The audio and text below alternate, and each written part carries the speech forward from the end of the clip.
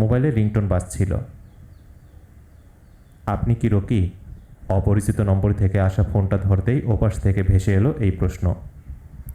Rocky তখন আয়নার সামনে দাঁড়িয়ে। আজ তার বিয়ে, আর মাত্র 1 ঘন্টা পর কনের বাড়ির উদ্দেশ্যে রওনা হবে। রকি শান্ত গলায় বলল, জি রকি বলছি। ওপাশ থেকে কয়েক সেকেন্ড নীরব থাকার পর একটি মেয়ের কণ্ঠ শোনা গেল। মেয়েটি বলল, আমি স্মৃতির ছোট বোন সোমা। আপনাকে খুব জরুরি একটা কথা বলার ছিল। সিথি?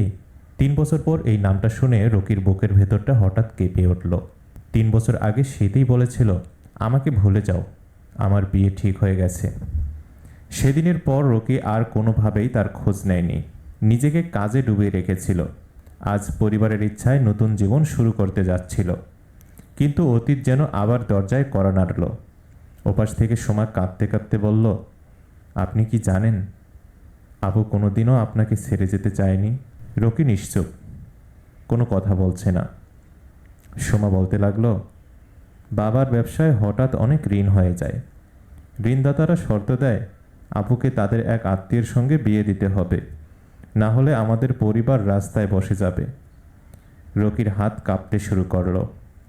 সে আস্ত করে বলল, তাহলে আমাকে মিথ্যে বলেছিল কেন? সোমা উত্তর দিল, কারণ আপু জানতো সত্যিটা বললে আপনি কখনো তাকে ছেড়ে দিতেন না।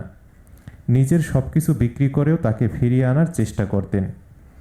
আপু চায়নি আপনার ভবিষ্যৎ নষ্ট হোক, তাই নিজের ভালোবাসাকে লুকিয়ে নিজেই খারাপ মানুষ হয়ে আপনার জীবন থেকে সরে গিয়েছিল। রকির চোখ ভিজে উঠল।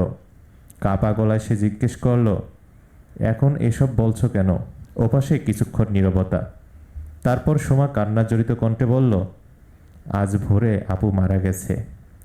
রকির চারপাশটা যেন এক মুহূর্তে নিস্তব্ধ হয়ে গেল। সোমা আবার বলল, মারা যাওয়ার আগে আপু শুধু একটা কথাই বলেছিল, যদি কোনোদিন রকির সঙ্গে দেখা হয় তাকে বলিস আমি তাকে ঠকাইনি, আমি শুধু চাইনি আমার জন্য তার ভবিষ্যৎ অন্ধকার হয়ে যাক।